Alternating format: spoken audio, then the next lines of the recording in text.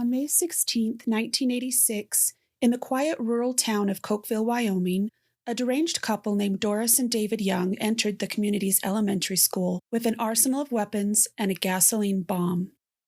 They took those inside hostage and detonated the bomb in the first-grade classroom. Although the events that occurred on this fateful day were burned into the memories of the survivors, this story slowly started to become what the town refers to as the Cokeville Miracle. Survivors began to tell stories that paint a clear picture of angels, prayer, and the love of God. You are about to hear the true stories from some of these children, now adults, that were there that day. Stay tuned for Destination Mysteries, Case File 18.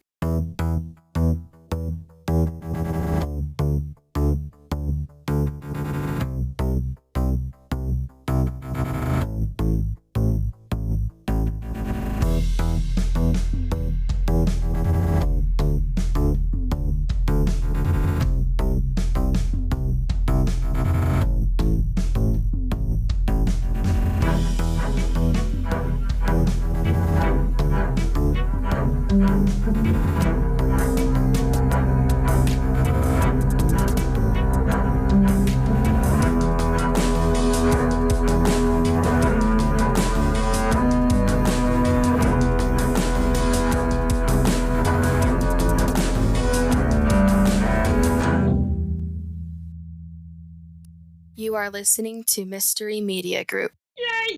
Hello, I'm Melissa with Ghost Girl Memoirs. And I'm Mike with Paranormal Treasure Hunter, and you are listening to Destination Mystery. We believe the paranormal is all around us, and every destination is an adventure. We never know what we're going to find in our adventure, but we do know that we'll have an interesting story to tell when we return. We're not going to the same locations or telling the same stories that you've heard over and over. Most of our destinations will be in locations you've never thought to look or investigate or explore. We are here to bring exciting and spooky new content, and we hope you will join us in our journey toward discovering the truth.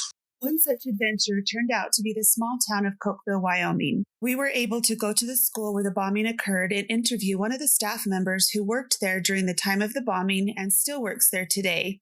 She recalls the events in vivid detail and attests to the fact that this incident was a true miracle that changed the town of Cokeville forever. The history we've collected regarding Cokeville and its events came from those we interviewed and WyomingHistory.org, a project of the Wyoming State Historical Society.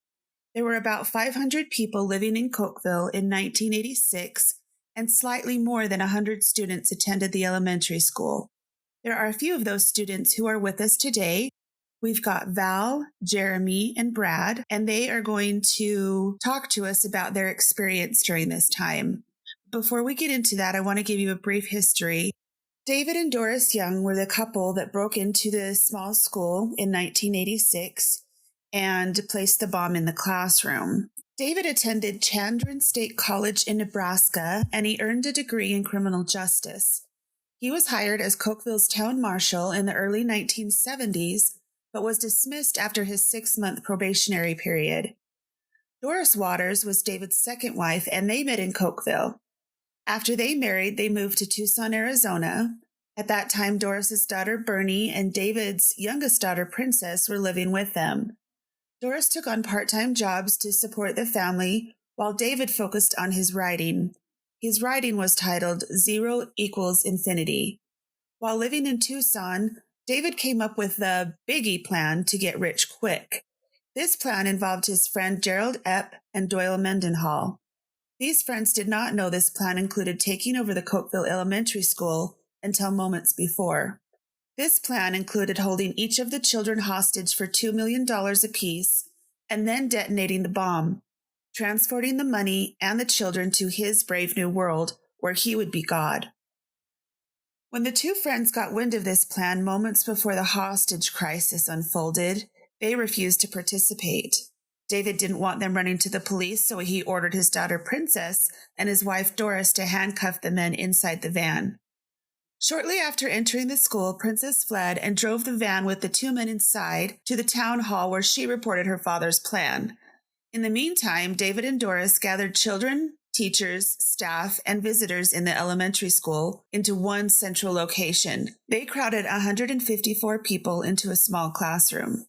David set himself near the center of the room, and Doris went from room to room rounding people up.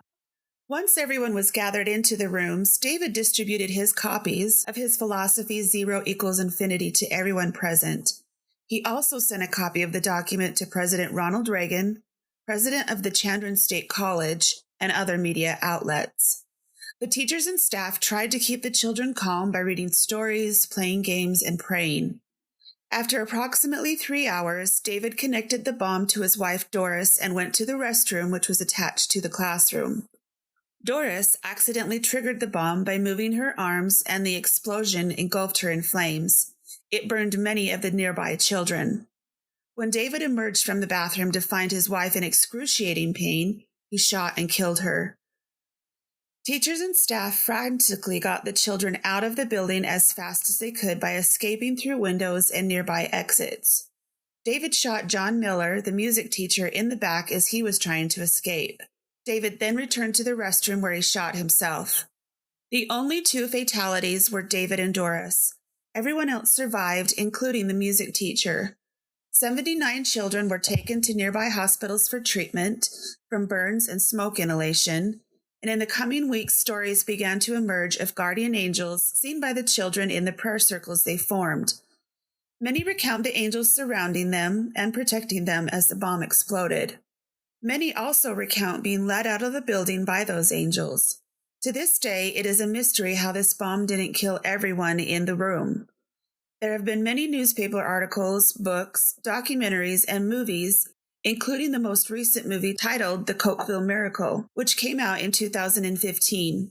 In the credits of this movie, you will see many families of the students involved in the incident. Many of their children played roles in the film, and we have 3 of them here with us today.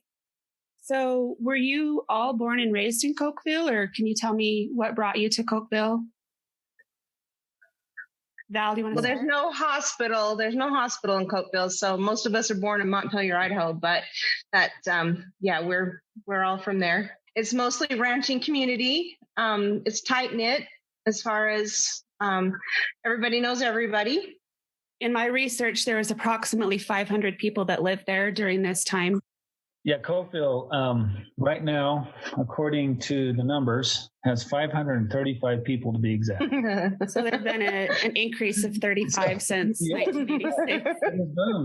If you consider that compared to a larger city, it's actually boomed.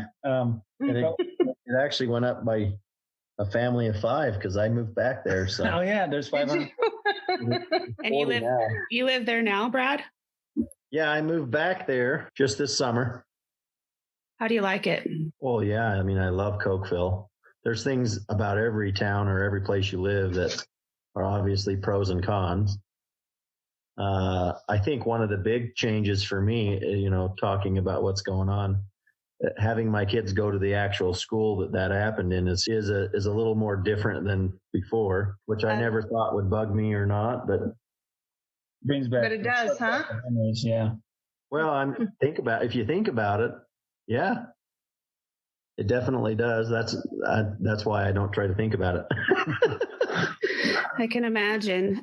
Mike and I actually went to Cokeville this summer to check out the town, and we were able to interview one of the teachers there. She was there during the incident and still works there. And so that was kind of fun to talk to her and some of the people there. And we really enjoyed the little town. We had a picnic in the park and took some pictures of the really cool old buildings and stuff, and just had a really good, nice atmosphere to it, I thought. What was it like growing up there?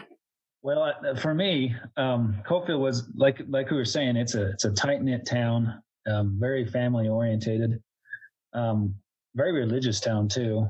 Out of that town, it is actually primarily LDS. But the town is very, like I say, very close, very family community. Very faith oriented. I mean, even the ones that were Catholic or that went to the other churches were pretty active in their religions, which was pretty cool.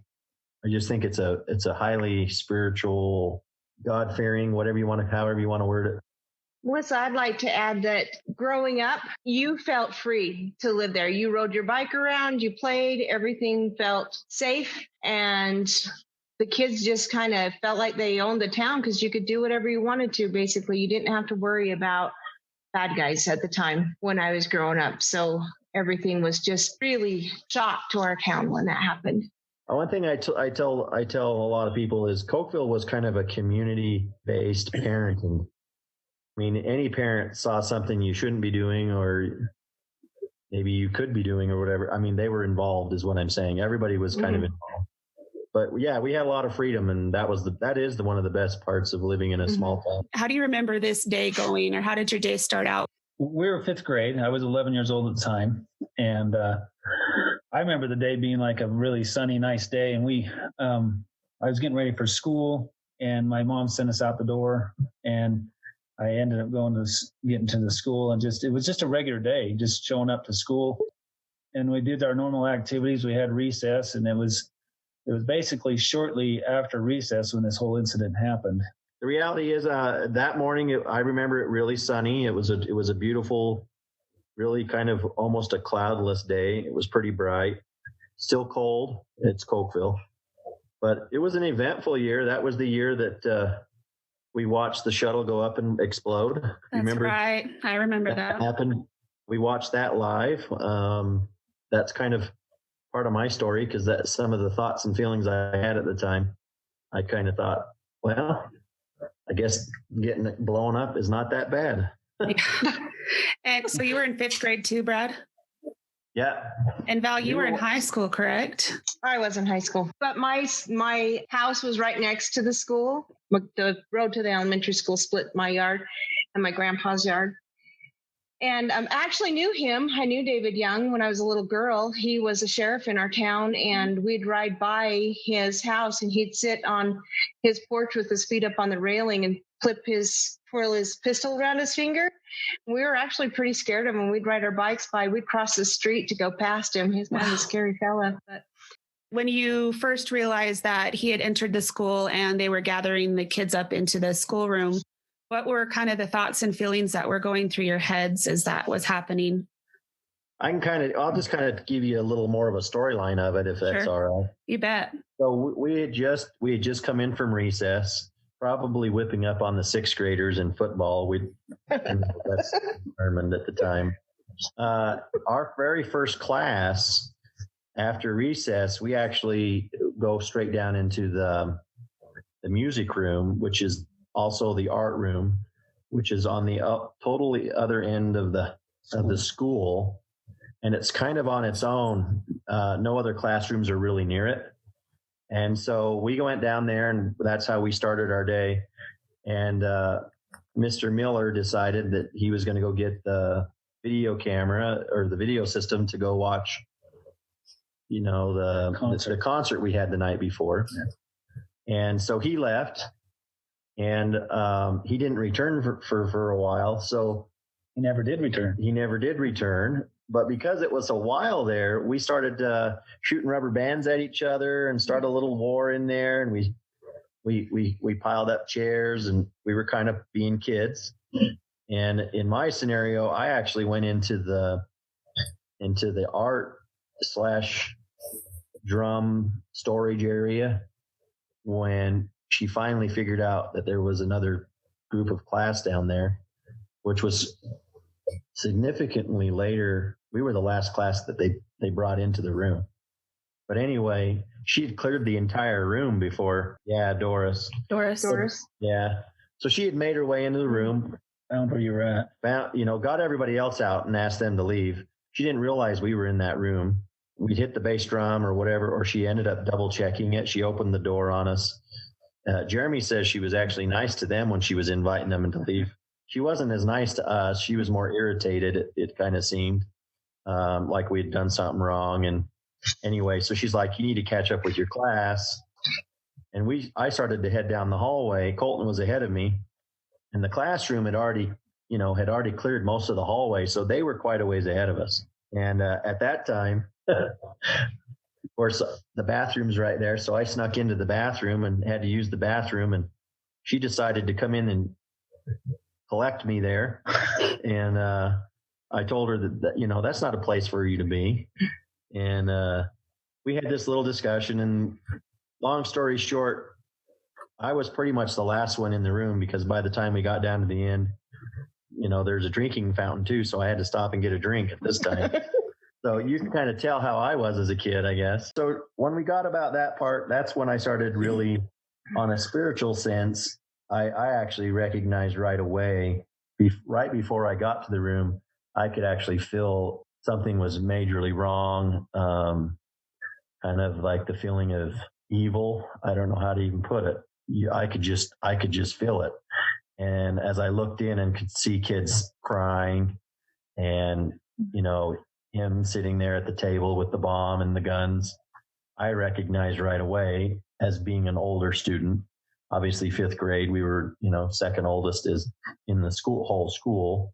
Anyway, that's kind of where that story is. I'll let Jeromy kind of give you his. So the background, and Doris was the wife of David, and those were the two that came into the school with the bomb, correct? Correct, yeah. Correct. That's right. So for me, my story is the same as Brad, up to the music room. Basically, we just got, so Doris came into the room like he was talking about, and she came and asked for us to follow her to the 2nd grade room, is where this took place. And I remember as we were going down the hallway and I walked into that room, I looked to the left and I saw guns on the wall, and I thought to myself, this is a really weird assembly. We got guns here. This is kind of strange. Because she told you were all gathering for an assembly, right? Yeah, she did. She told us that. And I was like, man, this is strange. But I went into the room and I found a spot near where my class was and sat down next to him. And that's where I sat. And my sister Julia, she was in it also, along with my other sister Gina. She was there too. But Julia, she sought out comfort, and she found me, and she sat with me most of the time while we were in that room. And while in that room, it was probably, I would say, 2.5 hours or so before the bomb was going to go off. But just before that, Julia, my younger sister, she got up and left me and went somewhere else into the room. So I'd been sitting there for quite a while, and I was just playing some things in front of me. And I had this feeling that I needed to get up and move over towards the window. And it was a really strong feeling. This came over me. And so I stood up and I walked away from the bomb where I was sitting, because I was literally probably less than 10 feet from it. As I was walking away from it and was walking up to I went to go sit down. And as I went to go sit down, my back was towards the bomb, and that's when it went off. So you moved in the nick of time. I moved in the nick of time. I did. And my sister Julia, she had left me 5 minutes prior to that. But when I left my spot, she's told me that after I left, she went to go back to find me, but she couldn't find me. And it took her back into a farther part of the room just prior to the bomb going off too. So she was away from the bomb far enough that it didn't injure her either. I still remember when the bomb went off, it actually, the force of it blew me against the wall, and I kind of fell to the floor. And I remember looking back and seeing the fire in the middle of the room. I don't know if you guys have watched the movie or not. We have. In the movie, it talks about how the boy that was talking, how the flame and the fire and everything was taken to the ceiling. I remember looking back and seeing that. I was seeing it just go right to the ceiling, and then it just kind of mushroomed out and just dissipated and disappeared. That was basically that point. I knew it got really hot, extremely hot, and I could not breathe very well. So I just, in my mind, I said, I knew I just needed to get out. So I found the window that I was next to and worked my way out and finally got out. I can probably have Brad kind of tell you what his experience up to that point was for him. His is quite interesting too. Yeah, well, at that point, I had entered that room. When I entered the room, I had noticed a lot of crying, and it wasn't long actually before my thoughts and my feelings at the time had mainly changed, because we had got together in small groups. It's just the way we were taught in Cokeville. We would start to pray. Jeromy and I talked about this before. I think we probably had 10 to 15 prayers in there during this whole time. Some together, some individual. And so I think a lot of our nerves were changing a little bit. What I do remember is the gasoline smell. It had affected me enough to where I had an upset stomach over it, type of a thing. It was giving you a little, being lightheaded. But at one point, we were getting restless enough, and I'm sure my teacher and we had a teacher's aide, and they were wanting to get some of us kids that were a little more fidgety. Decided to bring in the TV, and in the movie, you'll notice a part where he gets upset at a teacher, and he kind of pulls the gun out and kind of waves it around. And anyway, while I was sitting there, I heard a voice that just said, Brad, go to the window. And I turned and looked at him, and I said, and he said, what? And we kind of had a moment there, and then I realized, okay, it wasn't him. I just really felt the spirit heavily on me, and as people say, your goosebumps has goosebumps. The voice spoke to me again and called me by my full name and told me to go to the window, and I obeyed. So I got up and I started to walk over to, I got over to the window. And at that point is when I kind of, I don't know, it's kind of hard to share these things because, they're personal. I could tell that we had a presence with us. And the veil was getting thinner for a young person. And at that point, I had got up to the window. I was sitting there at the window. I was playing with this wood block set. The ones that used to be at dentist's office, where that one block, you just can't put it back. And I was messing with this stupid block set right there on that windowsill. And I was a small kid back then, but I could sit actually on the windowsill and still have my feet on the book shelf. One of those block pieces got knocked out of my hand, and it wasn't from another kid. It was just another physical presence that had basically swiped it out of my hand. It fell down in front of me, and I looked down, and at that time, Colton kind of jumped down. I thought he jumped down and turned. And at that moment, as he turned and I had looked down, the bomb went off. I just remember a really loud bang. And at the time, I really lost orientation, hearing. It was very quiet at the moment, but yet it's super slow in your brain. My brain had slowed it down. Does that sort of make sense? So it seemed way longer than what it probably really was. Like time slows down. Yeah. So I'm sitting there, and I'm noticing that there's these two pair of shoes in front of my face, but they're like really close to me. And I'm trying to figure out what's going on. And I can start recognizing that, it's total black. There's a lot of heat. And then I could see she was on fire. So the really only thing I could really see really good was a person burning, which is horrific for a young person to watch. And this was Doris, right? It was Doris. Yeah, she had taken a lot of that. And these feet were in front of me. I couldn't figure out what was going on, and I could have pain. I had this, and the pain was in my back. And I was trying to figure out what was going on. And what it had done is it actually, as the air was escaping, it actually sucked me out the window rear first. I was stuck between this frame with my head and my neck on the top, and my lower part of my legs on the bottom, and my feet were what were in front of me. Took me a minute to recognize what was going on. That's kind of when the volume or the crescendo of volume came up, and the screaming, the sounds of really like a fire. And then the teachers, get on the floor, get out, stop, drop, roll, that type of stuff. A lot of this was happening kind of quick. They're all pushing. All of a sudden I felt all these hands come up on me, and they're pushing and they're pushing. And they pushed me right out. And I went out, and it was dark in there. So when I went out and hit the ground, in my mind, I thought I was dying, like I was watching this, like an out of body experience or something. And I thought, oh, I'm in heaven. I had just went through right to heaven from this horrible place. And the pain was more established at that point. And then I realized, this is crazy thought. But at the time I thought, this is how Krista McAuliffe died. Because a few months before, we watched that in our schools, which is pretty crazy because that was quite a graphic thing.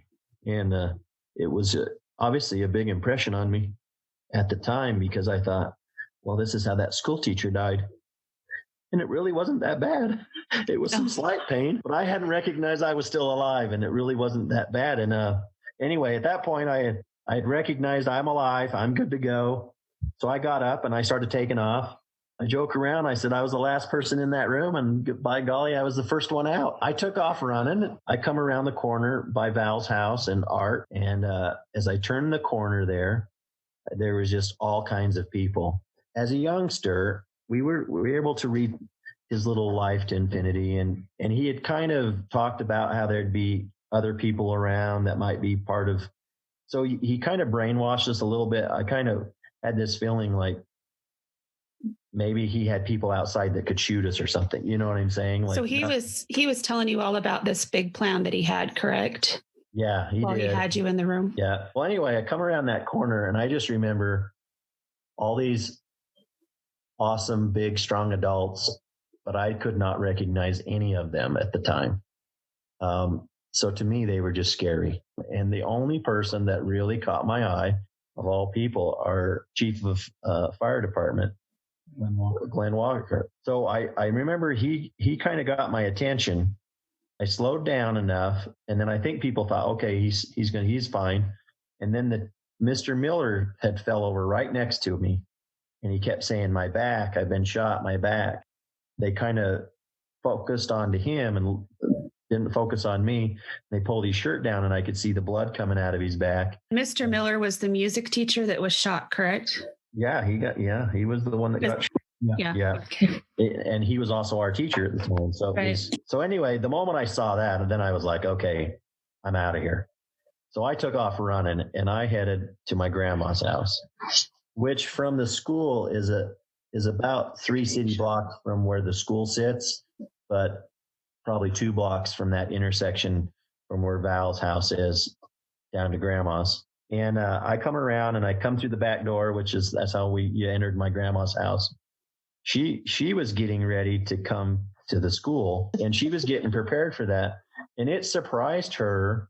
I jumped in her arms, and she said I about wiped her out. But, a lot of people thought I was actually still in the bombing. My brother did, I think, because when they were looking for me, I was out so quick. They didn't actually know I was out. A lot of parents didn't even recognize me because we had black soot on our faces and different things. And my brother at one time, he was one of those kids that thought, well, maybe my brother is still inside, I need to maybe go back or something. I don't really know how that all turned out with him, but we can ask him one day, but that's really kind of what happened to me. So after I had jumped through the window, because I got out after Brad, he was the first through. So after you hit the wall, you were able to jump out the window? Yeah, I was able to get to the window, but there was a lot of kids that went out before I did. And there was a bunch of kids just in line before me. And so I just started helping kids get through the window. Our teacher, he jumps into the window to work his way out. And you saw that part in the movie where the guy got his belt stuck on his belt got stuck on the window latch.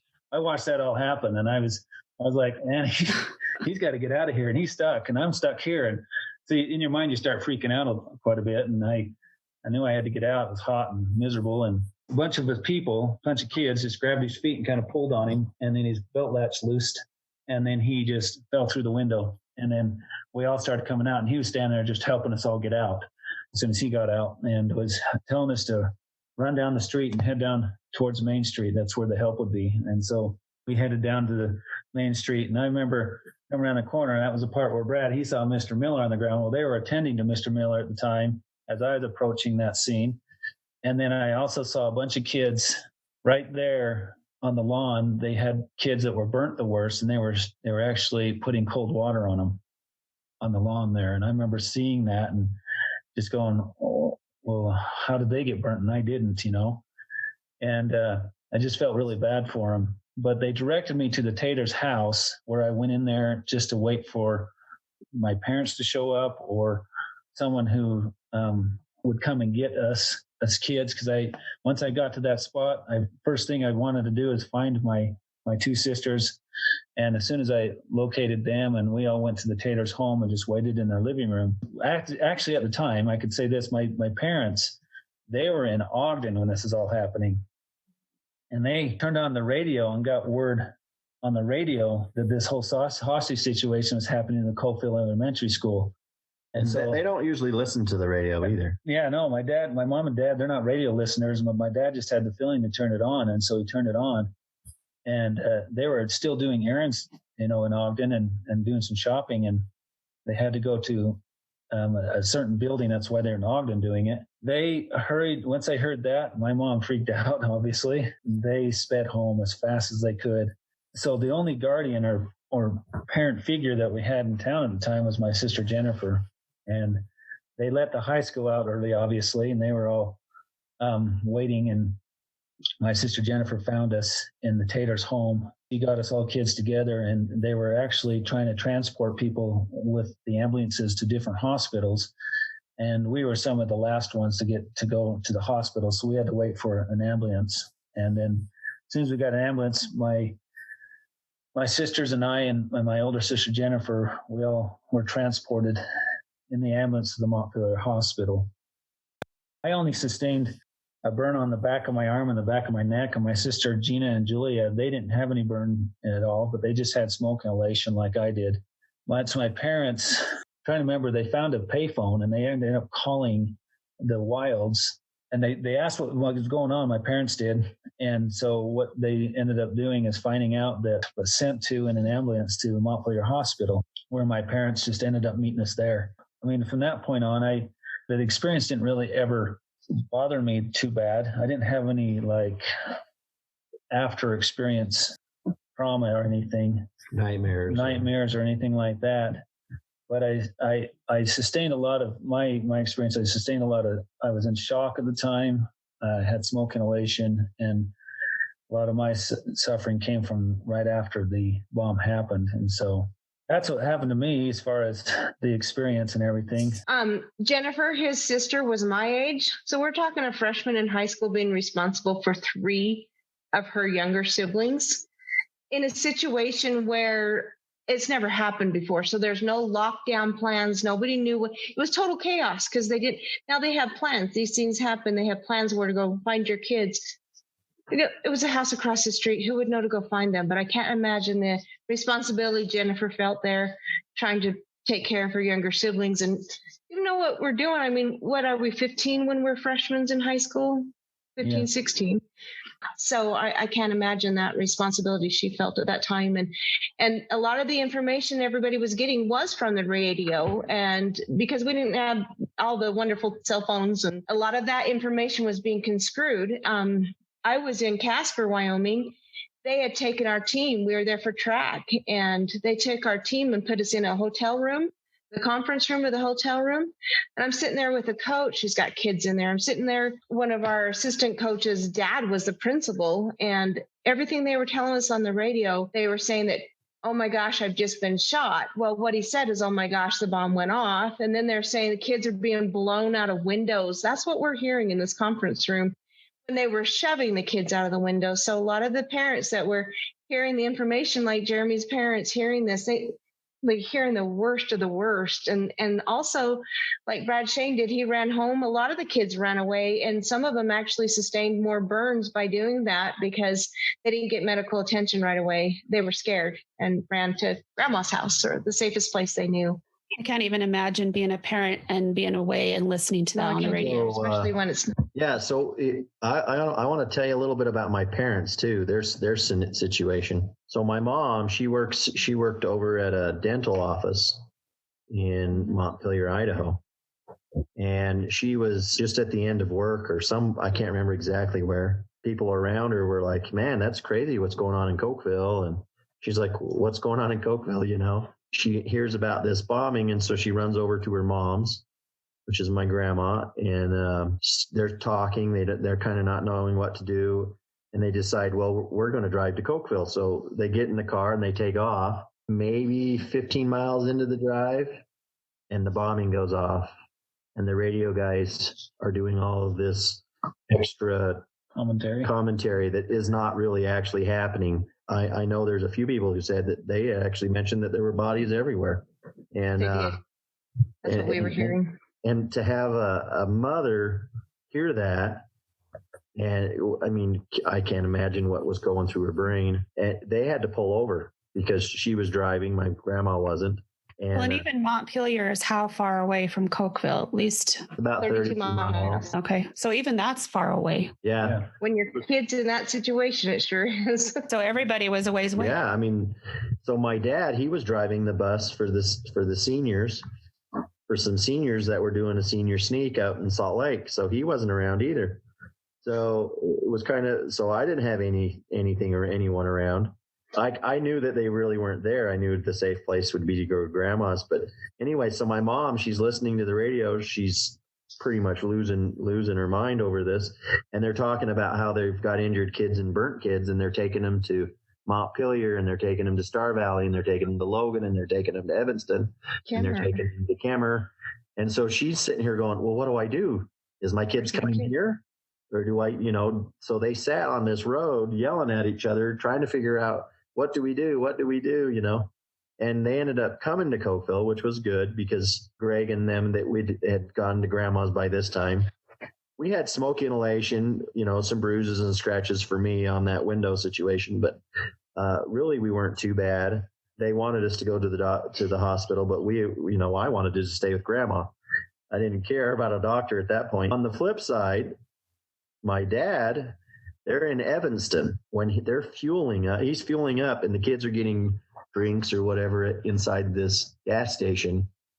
And he was as a bus driver, we use the Star Valley buses. So they say Star Valley on the side because the bus that we normally used was inoperable. Track.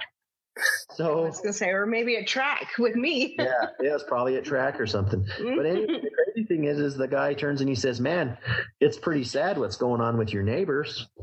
And my dad goes, what do you mean, my neighbors? And he says, Cokeville. He says, what? Cokeville what? And they had this little back and forth. And he says, well, the bombing. He goes, what? So he goes into this gas station and pretty much yells at everybody to get in the bus. We're leaving. So they all get on the bus, and he's got that thing pegged. Of course, he's got to keep kids safe driving too. So he's kind of got this dual thing going on, and they've turned the radio on, but they've kind of got it up front. I don't know if they had a personal little radio or what, but they weren't really wanting to scare everybody. But my dad said at that point, the entire senior class was all up hunched around this speaker system that's up in the front of this stupid bus. And they were listening to it, and they got almost to border when the bomb actually went off. Can you imagine listening to the radio as your only source, and it's really not that accurate? It's not giving correct information. Everybody in that hotel room had either children or siblings in that. And they did say that. They said kids are being blown out the window. There's bodies everywhere.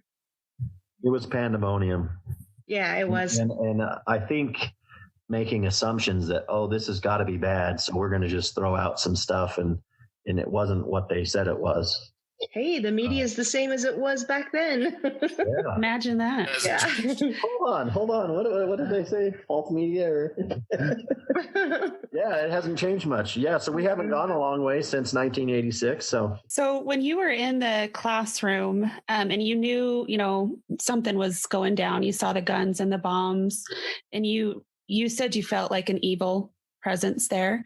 Can you describe any other sort of thoughts or feelings that were going through your head? Like, were you just scared the whole time, or did you have any sort of presence of calmness or anything come over you at any point during that? I want to say it was roughly 2 to 3 hours that you were in that classroom, right? Yeah, we were less because we were the last class. Okay. So we're probably less time in there.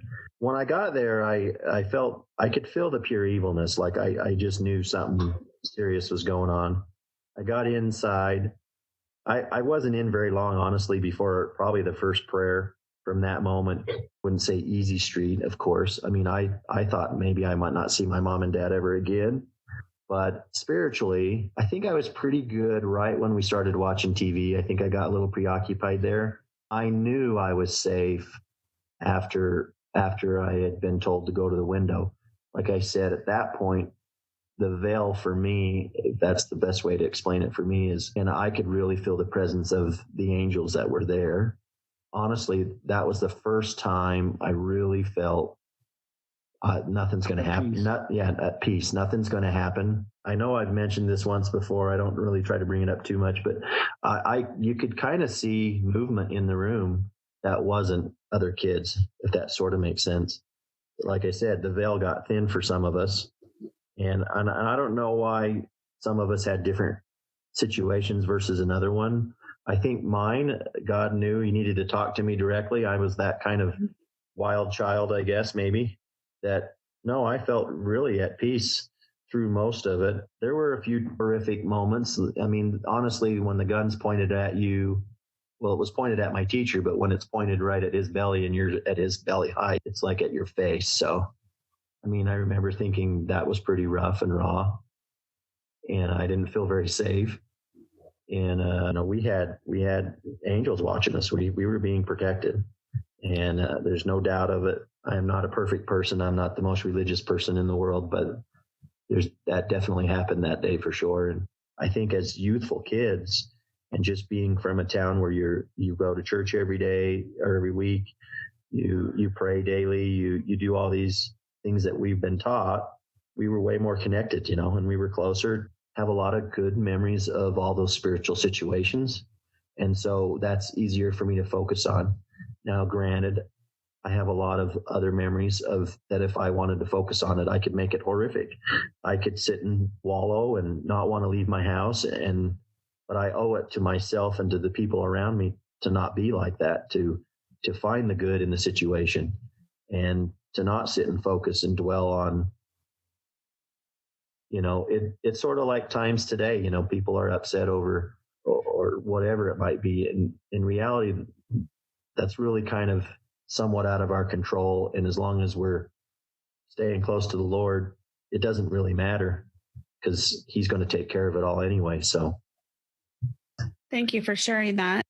Jeromy, did you have anything that you were feeling during that time that you might want to add?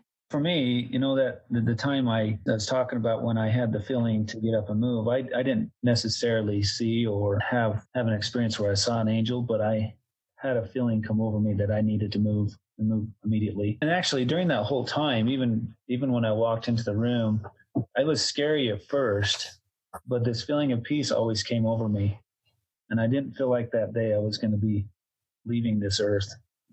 I didn't feel like that. So Mrs. Clark, and she had left a baby in her car to take a little kindergartner into the school. And so she had asked if she could go out and get her baby. So she ended up still being there as a parent, not a school teacher. But she described to us that David Young had, he's a mastermind of this plan, and he felt all powerful and controlled. And then at some point, she saw him lose a bit of that control.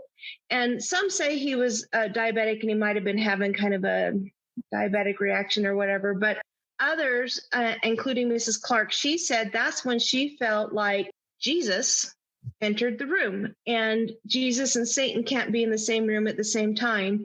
And she felt that that's when he lost his control kind of and went and take the break in the bathroom. She felt like that's when a peaceful feeling came to her. And she felt like she flat out said she felt like Jesus entered the room, and she felt like the evil left the room. Like he couldn't have the power and control that he had before. And there's stories in that corner where the flagpole was of, kind of an image of perhaps Jesus. That's what Mrs. Clark shared with us. And you could see that because everything had smoke damage, but in there, that one little spot. And I wasn't in the building at the time, but I sure was in the building a lot afterwards because I was part of the cleaning up crew. So I did see that. And I did hear that story from Mrs. Clark that she had said that she just felt this calming peace come over. Yeah. And that's a lot of what we had all felt too, and especially me, especially towards the end when he had left the room, like Valerie was saying, got up to go to the restroom and had his wife take over the bomb. If you'd seen the movie, you saw all that, and that was when the bomb went off, when she had possession of the bomb at the time, and that was when all those feelings and I think a lot of the angels intervened at that point and helped kids get to where they needed to be in the room so they would be hurt less. and not be killed. For the whole time, I wasn't overly scared, but that was when peace came over me. And I just knew that was not going to be the last day I was on Earth. I ended up getting out the window and down the street and found my sisters at that point. So, Jeromy, you described the smoke kind of going up into the ceiling instead of spreading out around the room. Mm-hmm. I heard a story, and I don't remember if it was from the movie or not, but where some kids said that angels actually surrounded that bomb and protected them from that spreading out across the room. Did you hear anything like that or know of anybody who may have said something to that effect? Yeah. Well, in the movie, it does explain that. And okay. The movie, if you take the movie's actually done very accurately according to the stories that have been told. From all the movies, that's the best one, isn't it? It is. That's what I've heard, yeah. Well, T.C. Christensen had the permission to do a lot of the storytelling that he did, putting a little drama here and there in it, but he told it as accurate as he could. Probably 95% accurate that movie was as far as the true event and what happened. And in that movie, that's what I remember seeing. But in that movie, he describes it seeing that the angels took it up to the ceiling. And that is exactly what I heard from different people and also in this story in the movie. And with me looking back and seeing that happen, it confirms to me that I know that's what happened. I didn't see the angels, but I knew that that's what happened. When they went back in investigation and everything, weren't they quite surprised that the bomb didn't cause more damage than it had? Well, everything he had planned out, and he had set off those bombs out in the desert before, made sure they worked and tried it. Even the bombs had shotgun shells in them, and they were supposed to go out and even, if the fire didn't kill the kids, the shotgun shells were supposed to, and they went straight up into the ceiling and didn't ricochet because it was kind of that soft ceiling that you see in schools. Wow. I didn't know that. I know, too, that there were a lot of kids that told stories of relatives that came to show them out of the building or, relatives that had passed on. And parents had gone back and let the children look at their photo albums and stuff. And they were able to pick out, if it was their grandma or their aunt or whoever. And it was quite surprising to a lot of the parents because they had never seen these relatives before. They were too young when the relatives had passed on. Do you know anybody who had experiences like that? Yeah, I mean, we know who they are. What's amazing about this is to understand that it is your family that takes care of you. That is your guardian angels. It's the closer people, it happened to be for that scenario to be our guardian angels. I don't know who spoke with me. I honestly felt the spirit so strong at the time. I've told many people it could have been Jesus himself for all I know. It was extremely spiritual. And the ones that had seen it, they've had it is an amazing story, and they didn't know who they were, and they didn't really find out who they were till later. It wasn't like they said, well, let's just open up books and start looking. It was sort of on accident how they found who they were. It wasn't like a super planned thing. Right. So it took a while for them to figure out who was what. I think it was 70-something% of us had moved to the window. A crazy stat. We all got out of that 70% went out that window in 90 seconds, even for a small room. There's things that we didn't recognize at the time that we can look back and recognize it. Like, for example, all the false fire alarms we had. We had a lot of false fire alarms. And I used to joke around and tell my parents, I think that place is buried on an Indian burial ground. They would come and they would try to look for a fire. They couldn't find a fire. And the alarm would go off an hour or two later. And we would do drill after drill after drill. And honestly, that was Heavenly Father preparing us. I mean, imagine 70% of 150 whatever people going out a window and doing it in 90 seconds. That's crazy. There was very few we had kind of congregated to where we all needed to be to make this work the way it worked. We would have never have got there without the angels help us. Directing work. The reality is we'll never get there. How do you think this incident changed the way you look on life now? I think it does, but like I try to tell everybody, it doesn't change your natural human thoughts or things you do. It's personality. It doesn't change your personality. But what it does, it's an experience that you can lean back on, you can use in your life, and you can use it for good or evil. I mean, you can focus on nothing but, I mean, if I wanted to, I could focus on being blown out the window, the pain I had. I could sit and focus on all the negative and make everyone around me miserable, or I could figure out the good from it and what I can, and make a change. Well, the reality is there was so much spiritual that happened that I think a majority of people have done very well. The reality is you're still human. You're still going to make mistakes. But it is something you can fall back on. There's definitely no way that Jeromy and I could ever say that God doesn't exist, angels don't exist. That's an impossible thing. I could never state that. Those are things that we know are true, just as true as turning a light switch on and it works and whatever. And so it definitely reaffirmed your belief that we have an afterlife and that we have a specific purpose, maybe, that of why we're here, and your relatives and loved ones look after you when they pass on. Oh, yeah, it's definitely true. This isn't the end. The earth is not the end of our life. It's just a down here. We're down here to try to live. It's temporary state. We try to live and be obedient to God's commandments and work hard to try to return to Him again and be with our relatives, those who were there, who've already passed on. For me, it affirmed the faith I already had, the faith that reassured me that what I feel now, even, I felt the same then, and that everything that I had felt then and heard stories of what people had seen, I knew was true. I knew that all those things happened. I knew at that point, I knew for sure that we had a God who does love us, who understands us, who is there to protect us in times like that. Now, miracles like this don't always happen. It doesn't. You take Sandy Hook, there was kids that were shot and killed there. But there's also spiritual experiences that came out of that for some people.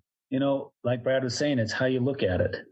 Brad and I have chosen to look at it in the miracle side of this whole thing and give our perspective on what happened for us and portray those feelings that we had, because we know that through us, me and Brad, God can speak through us, and the Spirit can be felt from what we have shared, and people can change because of it. And that's why we want to share it. God lives, and there are people who watch over us who have gone before us. We really appreciate you sharing that story with us, even though a lot of it was personal.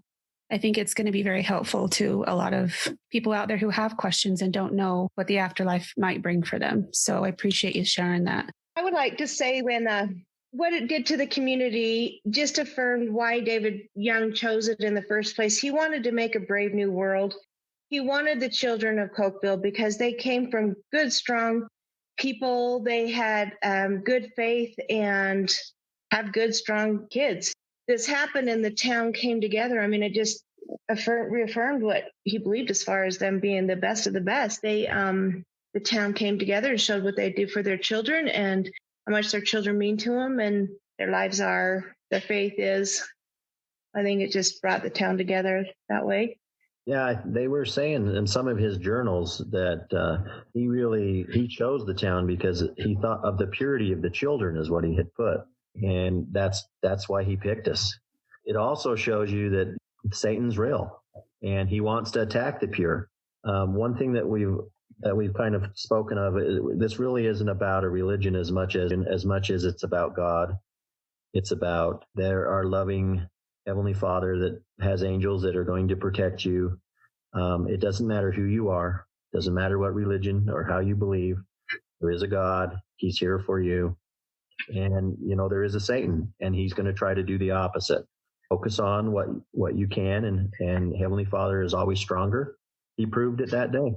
Before we go, we'd like to play a trailer from our friends at Lore and Legends podcast. Do you like lore, legend, mythology, folk tales, or fairy tales, and the philosophy that might be behind some of them? Well, if you do, you should check out Lore and Legends podcast. Lore and Legends explores humanity's past, present, and future through the lens of lore and legends built up by dominant cultures like ancient Egypt, Greece, and more forgotten and ignored groups like the Native Americans or tribal Africans. as well as modern myths, legends, and phenomena, from Bigfoot to UFOs to psychic powers and even religions. So check out Lore and the Legends wherever you get your podcasts.